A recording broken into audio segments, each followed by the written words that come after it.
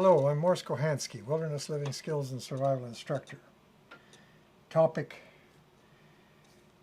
today is sharpening. We have discussed in one of the presentations the relative merits of a knife. Now, if you're going to use a knife, regardless of what you need to do, the knife needs to be sharp, especially if you're going to derive any type of satisfaction. Well, what's a sharp knife? For woodworking, in my opinion, a knife that doesn't slice paper, like so. Now you might have to work at it. You might have to go like so, but you still can slice paper. It will work wood. Now it won't be as enjoyable to use as a knife that you can shave with, because this type of steels here are sharpenable to the extent that you can shave with them. But keep in mind, this not being a razor, when you go to shave, you take a bit of a stroke, then you stroke, because you will be very, very bleedy and red as you progress trying to use your knife as a razor. So the other thing is the test about where you're going to start sharpening, because in sharpening there is actually coarse, medium, fine, hone, and strop. Coarse, medium, fine, hone, and strop. 5 stages of sharpening. And you pick up a knife and you say, oh goodness, can I still slice paper? So you work at it, and you can manage to do this. If you can do, with difficulty you cut it, then you skip the coarse stone and start with the medium and go with the medium. So what happens is the coarse stone comes into play when it's almost impossible for you to make this slice. And incidentally, while I'm slicing, as I run like this on here, I'll find where the nicks are. There's a nick there, bad nick right there. But beyond that, on the curved portion of the knife, it's relatively sharp. But over here somewhere, I can see it actually visibly. Well, down there, you invariably get some nicks there, but they don't play very much of a role. And that nick probably is somebody using this knife to strike a spark, one of those big metal matches, those ferro, cerium, whatever. Anyway, so now we determine that we shouldn't use coarse. Well, here I have a commercial fine stone, and here I have a steel, which is a little, it's the 6th, and the strop is any grungy old belt usually. I can take my belt out, and that'll make an excellent strop. Now when my knife is really dull, I will use a very rough surface to abrade away the metal. And my problem is that when if I take this knife and I cut it through here, that'll be called the cross section, so what we can see here. Now a dull knife is got this sharp part ground away. So you have to remove, and in sharpening for woodworking, you got to remove the whole face, like so.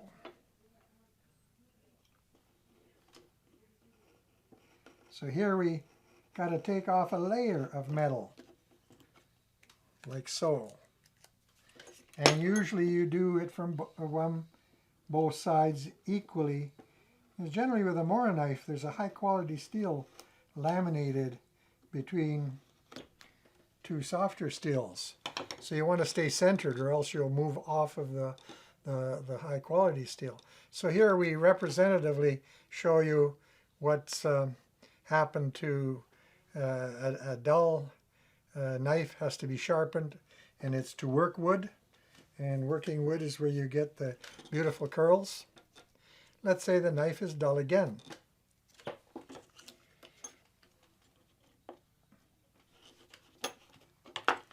And when the knife is dulled again, the part that you wanted to sharpen is rounded.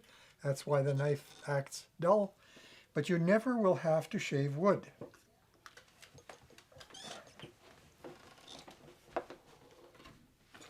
you never expect to do this.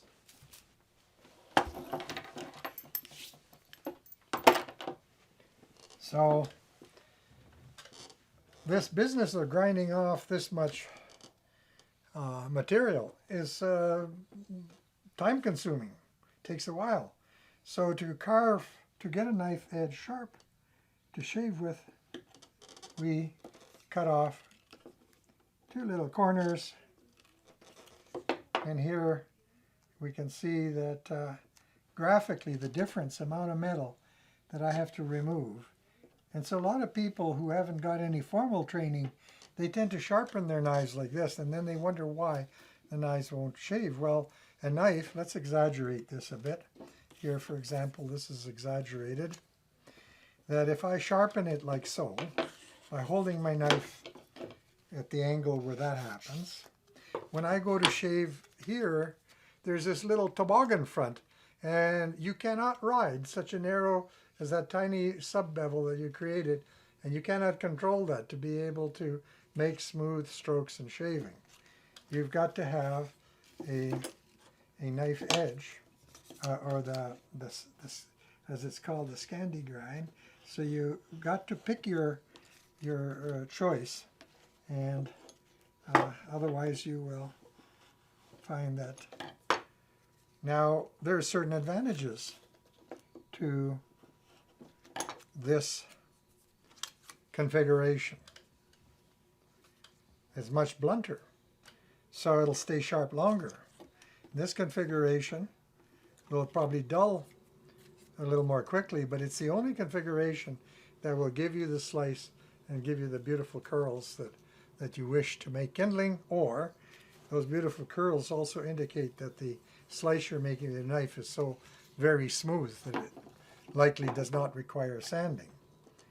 Now you gotta watch that when you're sharpening, you don't roll your knife, because as you sharpen and roll it, you end up with this same, but a smoother, no corners to it, a smoother configuration that you're creating by rolling. So you got to be very disciplined that you don't do this. Now maybe you do that for sharpening your butcher knife, but you don't do that for sharpening the knife for working wood. So you got to be very, very careful to do this and none of this or this sort of thing, because you don't want to create that sort of church window effect. Now, as an inexpensive sharpening device, you might take wet and dry sandpaper, and generally when you buy a new Mora knife, the number on the back of the sandpaper can say 600. If it says 1200, that's called a hone. Well, this is a hone. You would say, well, what's the use of such a smooth surface?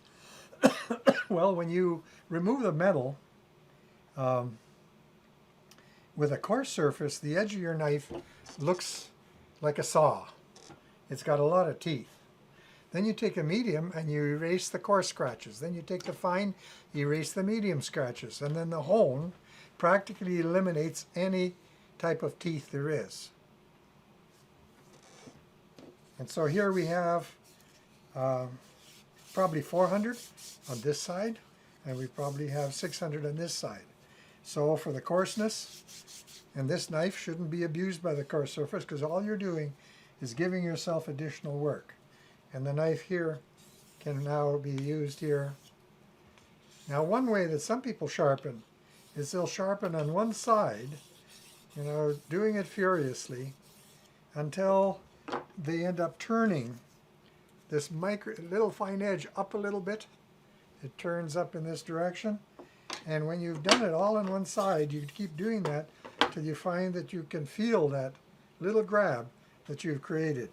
In which case you know that in the final stages of sharpening that you've reached the point where you're now getting very close to switching. Now this would be medium, and if I use it long enough, no matter what even this 400 or 320 or whatever, if it's used long enough, it gets smoother and smoother, approaching that of a hone. So this is medium. Now if I take 10 strokes with coarse, I will have to do 3 times as many with medium, 3 times as many again. So if it's 10 strokes with coarse, it'll be 30 strokes with medium. It'll be 90 strokes with fine. It'll be hundreds of strokes with the hone. So you realize that the finer the surface, the more strokes that you may need to use. So here, I think this knife has been so sharp, and you can actually tell the sharpness developing by occasionally taking a slice. And when you go a very quick slice and it still slices, you know you're getting quite sharp. And you know too that when you accidentally run your knife by any living flesh, it slices very nicely as well. So here we instead of staying with this, now I usually often use ceramic tiles from the bathroom, and I rub the two together against each other until they smooth each other to use as a very inexpensive hone. But I happen to have picked this up somewhere inexpensively. Smith Sticks and Stone. So this is to me a hone. Now in a hone, I might have to take the normal strokes as I did with the others for perhaps 300. What's 90? 3 times 9, 270 strokes. Unless you tilt the knife ever so lightly and you watch for the little smear that creates. And you ever do it ever so slightly, making sure you get a smear, but not too aggressive.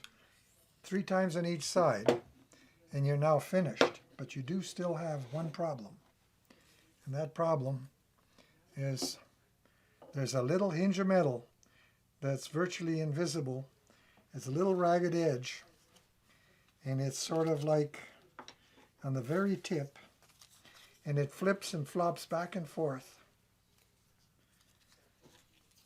And if it's not removed, the first cut you make removes it, but tears the good edge, mangles the edge a bit, and accelerates the dulling process. So I might put that in the very tip here to this little burr. And when you go to remove it, it rips off, taking good edge with it and accelerates it, or you flop it back and forth on a resilient surface like a chunk of leather, and you will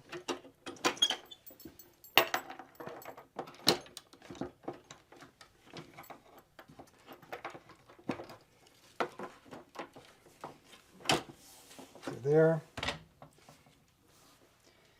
And here you drag your blade back and forth. And the ideal way to remove the burr is to generate so much heat from friction that if this was a proper strop, I would be doing this, and my fingers here are telling me about the heat that's generating.